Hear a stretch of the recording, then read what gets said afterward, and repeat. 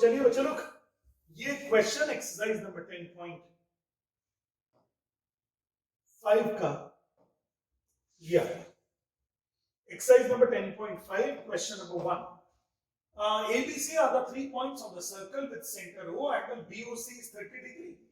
Angle BOC is 30 degree and angle AOB is 60 degree.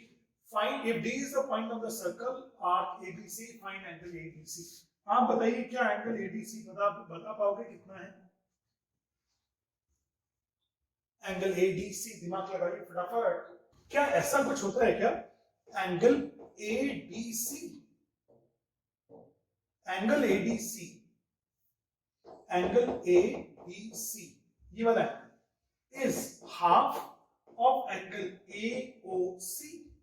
इस वाले angle का आधा होगा ये, या इसका होगा डबल, ऐसे ही होगा ना?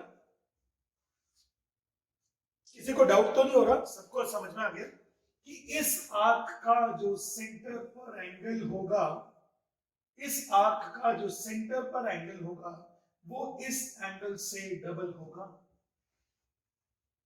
इस आर्क का जो सेंटर पर एंगल होगा उससे ये वाला एंगल, इस वाले से एंगल डबल होगा। एक थ्योरम थी ना हमारे पास में, भूल गए क्या? अगर आप चाहें तो इसको हम एक और तरीके से भी देख सकते हैं, ऐसे भी देख सकते हैं कि इस वाली आर्क का सेंटर का एंगल 90 है तो ये वाला एंगल कितना होगा? 45 होगा। सही है कि नहीं? मैंने डायग्राम को घुमा के देख लिया, अगर आप चाहे तो बुक घुमा के देख सकते हैं। समझ गए? अब बोलो हो गया क्या clear? Now come to the question number 2. Question number 2. The chord of the circle equal to the radius. Okay, ये बहुत अच्छा क्वेश्चन है बच्चों। इस क्वेश्चन को देखिएगा जरा सब लोग। The chord of the circle is equal to the radius of the circle. देखिएगा प्लीज, इस बार आपको बोला गया कि एक सर्कल बनाया गया है।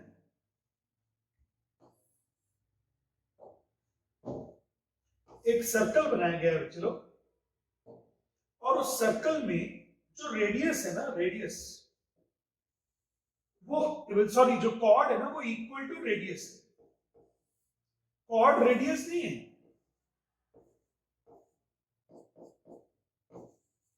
Chord AB is equal to radius. AB is equal to radius. तो अगर AB इक्वल टू रेडियस होगा तो in triangle OAB, in triangle OAB, triangle OAB में triangle OAB will be an equilateral triangle. ये बात समझ में आती है क्या? कि ट्राइंगल अगर ये वाला भी रेडियस हो गया और ये दोनों रेडियस होते ही हैं तो क्या ये एक इक्विलेटरल ट्राइंगल हो गया है? Will it become an equilateral triangle? ये हो जाएगा एक इक्विलेटरल ट्राइंगल। और अगर ये एक इक्विलेटरल ट्राइंगल हो गया है तो क्या ये वाला एंगल 60 डिग्री का क्लियर हो गया? क्या एंगल AOB is 60 डिग्री? क्या आपको मालूम है इक्विलेटरल ट्राइंगल में तीनों एंगल 60 डिग्री के होते हैं? Come on, do you know that all the angles in an equilateral triangle are of 60 degree? Okay. अब ये बताइए जरा मुझे, ये वाले जो आर्क है ना, ये ब्लू वाली आर्क है, क्या ये मेजर आर्क है कि माइनर आर्क है? ये वाली जो ब्लू वाली आर्क है, ये मेजर आर्क है कि माइनर है? मेजर आर्क है। तो मेजर आर्क में इस वाले कॉर्ड में अगर कोई एंगल बना दिया और इसको ले लेता हूं मैं C, तो बताओगे एंगल ACB कितना होगा? ये वाला एंगल अगर 60 है तो ये इसका आधा होगा 30। Angle ACB is half of angle AOB, half of 60 degree, that is 30 degree. अच्छा, आप मुझे ये बताइए कि ये जो ग्रीन वाली आर्क है ना, ग्रीन वाली आर्क, क्या ये मेजर आर्क है कि माइनर आर्क? Minor arc. तो माइनर आर्क, अगर मैं AB का कोई एंगल इसमें बना दूं, ये हो जाएगा D। आपको फिर लिखना है एंगल ADB कितना होगा, बोलना नहीं। एंगल ADB कितना होगा? क्या ACBD, क्या ACBD एक साइक्लिक क्वाड्रिलेटरल होगा? क्या ACBD एक साइक्लिक क्वाड्रिलेटरल होगा? Quadrilateral ACDB is a cyclic quadrilateral. तो अगर ये साइक्लिक क्वाड्रिलेटरल होगा तो angle C plus angle D का सम क्या 180 डिग्री होगा? एक थ्योरम थी ऐसी कोई कि opposite angles of the cyclic quadrilateral are supplementary. The sum of the opposite angles of the cyclic quadrilateral is 180 degree. Do you remember the theorem or not?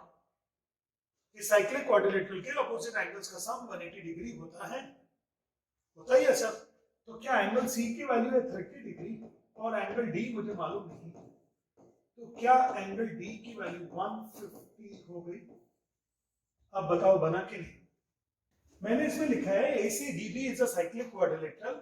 ये वाला जो है ये एक साइक्लिक क्वाड्रिलेटरल है। अगर आप देख रहे हो तो एक ऐसा क्वाड्रिलेटरल जिसके चारों वर्टेक्स सर्कल पर हैं। तो अगर इसके चारों वर्टेक्स सर्कल पर है तो एक साइक्लिक क्वाड्रिलेटरल हो गया। अपोजिट एंगल्स का सम 180 डिग्री होता है। अपोजिट एंगल्स का सम कितना होता है? 180 डिग्रीज। तो अगर अपोजिट एंगल्स का सम 180 डिग्रीज होता है तो एंगल डी का वैल्यू 150 होगा। बच्चों लोग एक और तरीका इसका ये था कि अगर ये वाला एंगल 60 है तो ये वाला एंगल कितना होगा? ये वाला, क्या ये वाला एंगल 300 हो जाएगा और इसका आधा 150 हो जाएगा? ऐसी भी तो पॉसिबिलिटी थी ना कि ये वाला एंगल 300 हो गया, इसका आधा हो गया। बोलो बना के नहीं? अब अगर आप शुरू से पूछना चाह रहे हैं तो ये बोला गया था कि ये कॉर्ड रेडियस के बराबर है, ये कॉर्ड रेडियस के बराबर है, तो ये वाला रेड वाला ट्राइंगल इक्विलेटरल हो गया था और इक्विलेटरल हो गया था तो ये वाला एंगल 60 डिग्री हो गया। तो 60 का आधा ये हो गया 30 और दिस प्लस दिस 180 होता है तो ये 30 माइनस करके ये 150 बच गया। बताइए बना कि नहीं? यार मैं अपना डायग्राम बना लूं क्या अच्छा सा?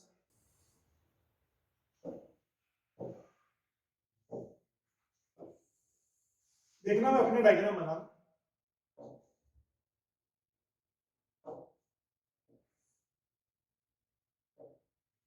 ये हो गया सेंटर, ये O P R,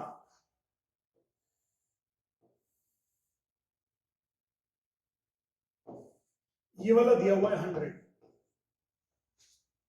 तो आपको बताना है एंगल OPR कितना। डायग्राम वही है, बस थोड़ा सा OPR थोड़ा बड़ा सा दिख रहा है।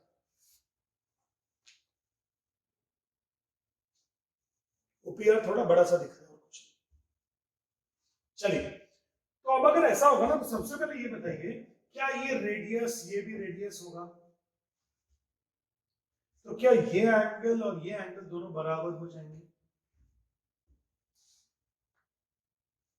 सही है? आ रहा है समझ में? अच्छा ये बताओ अगर ये 100 है एंगल तो क्या ये वाला एंगल भी, इसको मैं x ले लेता हूं, क्या x की वैल्यू 100 200 हो जाएगी?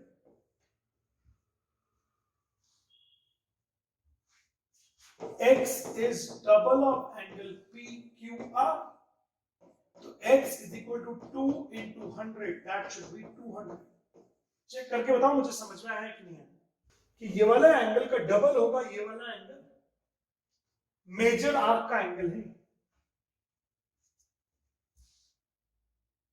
बना? अच्छा अब ये वाला एंगल को मैं ले लेता हूं y।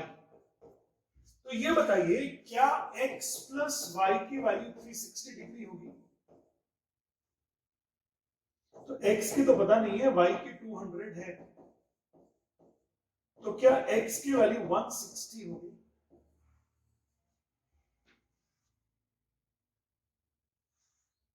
और अगर x की वैल्यू 160 हो गई, नहीं x नहीं, y की वैल्यू, गलत कर दिया मैंने। हाँ तो ठीक है कर देता हूँ। देखो ठीक है क्या अभी y की वैल्यू 160 होगी। अब ये बताओ क्या ये दोनों एंगल्स बराबर होंगे? क्योंकि दोनों रेडियस बराबर है तो इसके अपोजिट एंगल्स भी इक्वल होंगे। तो इसको ले लेता हूं z, तो इसको भी z लिखना पड़ेगा। क्यों लिखना पड़ेगा? Since OP is equal to OR, radius है, therefore angle OPR is equal to angle ORP is equal to z मान लेते हैं। तो y plus z isn't it 180, तो y का वैल्यू हो गया 160 और z हो गया 2z 180, तो 2z is equal to 20, z is equal to 10।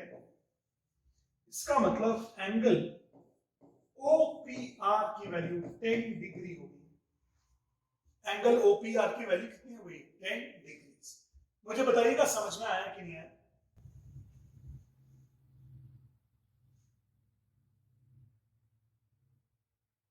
क्या एक ट्राइंगल में अगर दो साइड्स इक्वल होती हैं तो उनके अपोजिट एंगल्स भी इक्वल होते हैं? एक ट्राइंगल में अगर कोई दो साइड्स इक्वल होती हैं स्टूडेंट्स तो उनके अपोजिट एंगल्स भी इक्वल होते हैं। बोलो।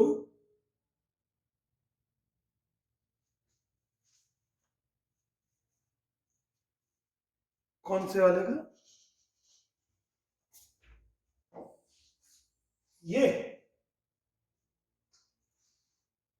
क्या इस वाले एंगल का डबल ये वाला एंगल होगा थ्योरम से? क्या इस वाली आर्क का एंगल ये होगा सेंटर पर और इसका इंस्क्राइब्ड एंगल ये होगा?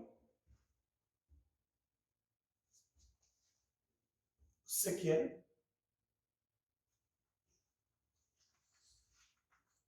बना के नहीं बेटा?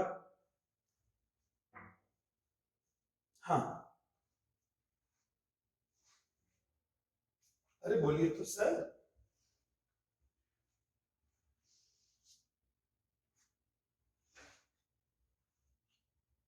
हाँ है, माइनर आर्क एंगल मेजर में बनाएंगे, मेजर आर्क एंगल माइनर में बनाएंगे, और अगर दोनों इक्वल होंगे तो सेमी सर्कल में बनाएंगे। नहीं,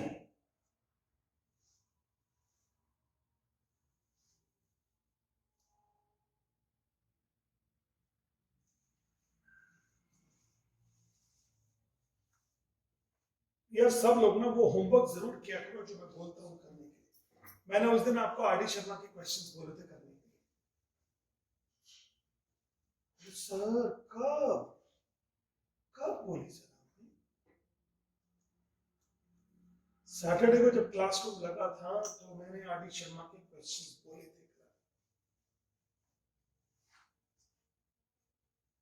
चलो खैर, ये अगर हो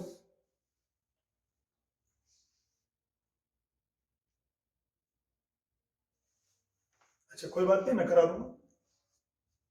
angle ABC 69, angle ABC is 69। ध्यान से देखिएगा प्लीज, कौन से एंगल के बारे में बात कर रहे हैं? एबीसी, ये angle ABC is 69, ACB is 31। Okay, ये एंगल छुटका था 31। Fine angle BDC, fine angle BDC, ये एंगल।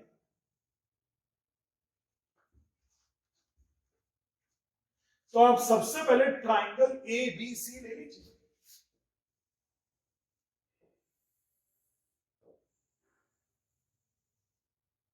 सबसे पहले ट्राइंगल ए बी सी, तो angle triangle A B C, angle A plus angle B plus angle C 180 degree होता है ना angle sum property. तो एंगल बी का वैल्यू कितना है? 69, सी का है 31, एंगल ए कितना हो जाएगा बच्चे लोग? 31, ये 100 हो गया, 180 हो गया। तो ये वाला एंगल कितना हो गया? 80। अब क्या कोई थ्योरम है कि angle B A C is equal to angle B D C? कोई थ्योरम है कि ये वाला एंगल इसके इक्वल हो जाए? Angles in the same segment, याद होगा? Angles in same segment, angles in same segment, ये वाला एंगल इस एंगल के इक्वल हो गया है, तो इसका मतलब एंगल BAC का वैल्यू कितना हो गया 80 और एंगल BDC का वैल्यू भी कितना हो गया 80, तो इसका मतलब ये वाला वैल्यू भी 80 डिग्री हो गया है। अब बताओ समझ में आया कि नहीं?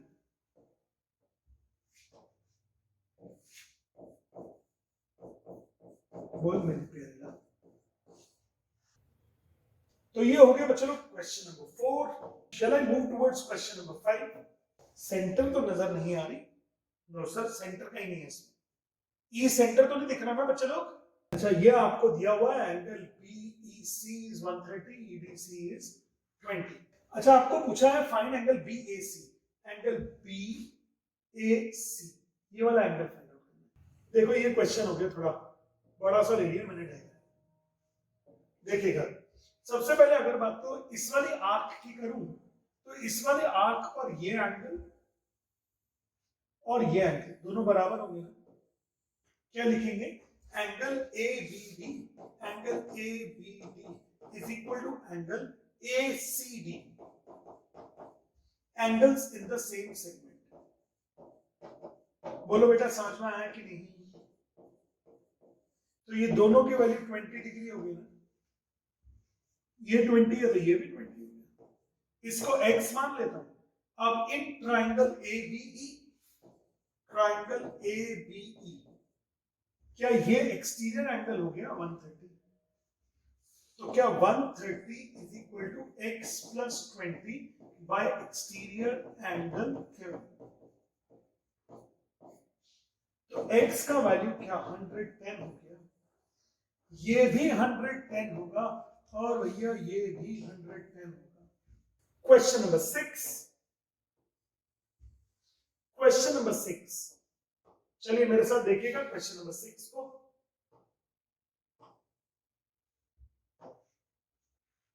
क्वेश्चन नंबर 6 सब लोग अच्छे से देखिएगा प्लीज। हम लोगों ने एक सर्कल बना लिया,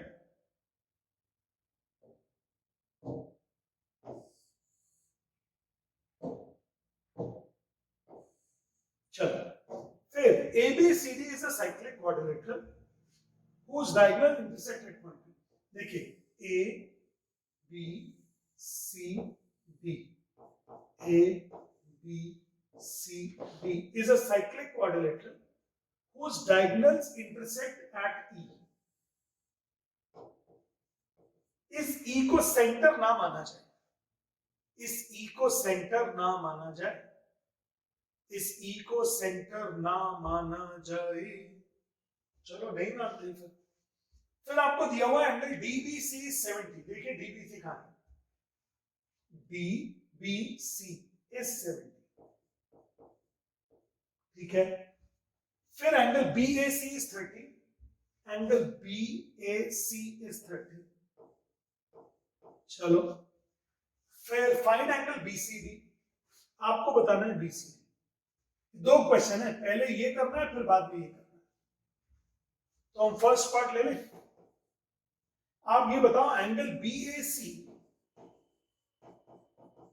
is equal to angle BDC होगा,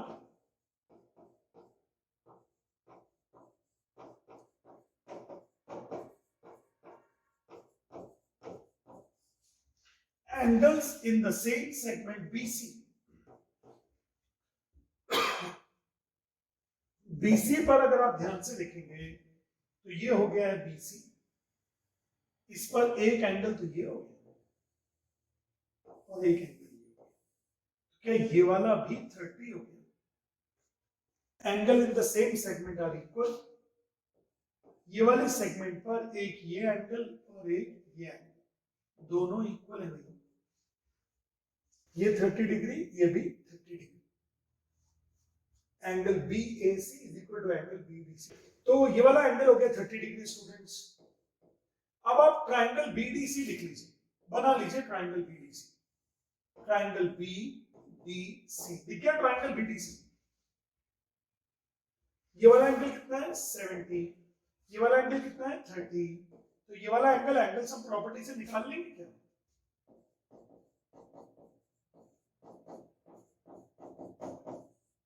बोलिए बच्चे लोग।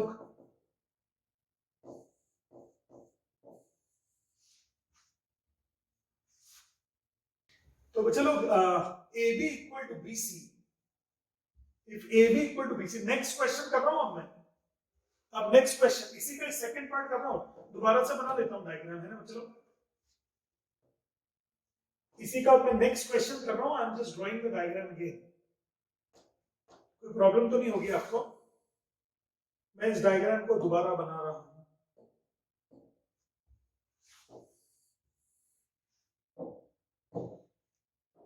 ये बन गया सर्कल, फिर ये बन गया है ए बी सी डी, और ये इंटरसेक्ट किस पॉइंट पर कर रहे थे बच्चे लोग? ई पर। और ये दिया हुआ था एंगल डीबीसी 70, एंगल डीबीसी 70, और एंगल बीएसी इज 30। कोई भी स्क्वायर रेक्टेंगल मत मान लीजिएगा, मैंने कुछ नहीं बनाया।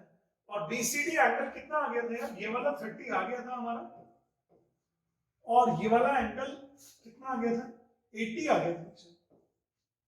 ओके, इतना तो पिछले क्वेश्चन में कर चुके थे। अब उन्होंने बोला further if A B equal to BC, अगर ए बी और बीसी बराबर हो, तो अगर ए बी और बीसी बराबर होगा ना, तो ध्यान से देखिएगा, इस ट्राइंगल को बना लेता हूं मैं। In triangle ABC, in triangle ABC, ये सेकंड पार्ट है। In triangle ABC, AB is equal to BC, AB is equal to BC, AB के opposite angle ACB is equal to angle BAC, इसके opposite ये वाला angle, इसके opposite ये वाला, ये दोनों 30 डिग्री हो जाएंगे। रूल क्या है, थ्योरम क्या है? In a triangle if two sides are equal then their opposite angles are also equal. अगर दो साइड्स इक्वल होते हैं तो उनके ऑपोजिट एंगल्स भी इक्वल होते हैं। ये 30 है तो ये वाला भी 30 हो गया। सर पूछा क्या है? Find angle ECD, ECD, okay ये पूछा ये चुटकू। तो एंगल ECD क्या 80 माइनस 30 50 हो जाएगा। ये पूरा कितना था? 80, उसमें से 30 माइनस कर दो, बचेगा 50। अब बोलो क्वेश्चन नंबर 7, बहुत इजी क्वेश्चन है, देख लीजिएगा एक बार। Question number 7, if the diagonals of the quadrilateral are diameters of the circle, through the vertices of the quadrilateral, prove that it is a rectangle। गजब हो गया। रेक्टेंगल में खास बात क्या होती है ये बताइए? मेन बात होती है ऑल एंगल्स आर 90 डिग्री। अगर आप किसी क्वाड्रिलेटरल में ये प्रूव कर दें कि सारे एंगल्स 90 हैं, तो ये प्रूव हो जाता है कि वो रेक्टेंगल है। एक और भी तरीका था जो पैरेललोग्राम में हमने किया था, वो हमने किया था कि इन अ पैरेललोग्राम में one angle is 90 then it is a rectangle. ये भी था। लेकिन आज हम सर्कल्स बोलेंगे कि अगर एक क्वाड्रिलेटरल के सारे एंगल्स 90 हो जाते हैं तो वो रेक्टेंगल हो जाता है। तो वो क्या हो जाता है? रेक्टेंगल हो जाता है। चलिएगा फिर, तो चलो क्वेश्चन देखने के लिए तैयार। ये हो गया एक बड़ा सा सर्कल, इसके अंदर उन्होंने बोला एक साइक्लिक क्वाड्रिलेटरल है। ठीक है, होने दीजिए। ABCD जिसके डायगोनल्स डायमीटर हैं। क्वेश्चन पढ़िएगा कि the diagonals of the cyclic quadrilateral are diameter of the circle। मतलब क्वाड्रिलेटरल के जो डायगोनल्स है ना वो डायमीटर है। तो इसका मतलब AC और BD क्या है? AC is diameter। बोलो तो, बोलोगे नहीं? अगर AC डायमीटर है तो अगर AC डायमीटर है तो क्या ये वाला एंगल 90 और ये वाला एंगल 90 हो गया? Therefore angle ABC is equal to 90, angle ADC is equal to 90, because angle in the semicircle is, angle in semicircle is 90 degree। बोलो समझ में आया कि नहीं आया? नहीं? क्या सेमी सर्कल में एंगल 90 होता है ना? मैंने पढ़ाई है थ्योरम कि सेमी सर्कल में एंगल कितना होता है? 90। सेमी सर्कल में कोई भी एंगल बनाएंगे तो 90 होता है। तो ये हो गया है सेमी सर्कल। अगर आपको दिख रहा होगा ये डायमीटर है, तो ये हो गया एक सेमी सर्कल, और इस सेमी सर्कल में ये एंगल 90, ये भी इधर वाला भी एक सेमी सर्कल हो गया, ये भी 90। अब एक चीज और देखेंगे, बहुत ही गजब चीज है, देखिएगा बीडी बोलने लग गया हम भी डायमीटर हैं, बीडी इज ऑल्सो डायमीटर। तो अगर बीडी डायमीटर है तो ये वाला एंगल भी 90 और ये वाला एंगल भी 90, BAD is equal to 90 and angle BCD is 90. Therefore, quadrilateral ABCD is a rectangle. Since all angles equal to 90 degree. बोलो अब समझ में आया कि नहीं आया अभी? क्योंकि सारे ही एंगल्स 90 डिग्री के हो गए, इस वजह से ये एक रेक्टेंगल हो गया। रेक्टेंगल की प्रॉपर्टी है कि अगर सारे एंगल्स 90 हो जाएं तो वो रेक्टेंगल हो जाएगा। If all angles are 90 degree then it will become a rectangle. समझ में आया आज के क्वेश्चंस? आज मैंने जितने भी क्वेश्चंस कराए हैं, नंबर 1 तो आप उनको फिर दोबारा से अपनी कॉपी में करिए, खुद करिए, जरूरत पड़े तो सॉल्यूशन देखिए, बहुत ही मजबूरी में सॉल्यूशन देखिए, अपने दिमाग को शार्प कीजिए। सेकेंडली, आरडी शर्मा के अंदर जो शुरू वाले क्वेश्चंस थे ना, जो मैंने सैटरडे को दिए थे, वो फिर मैं बोल रहा हूं एक बार कर लीजिए। आज की क्लास समाप्त हो गई।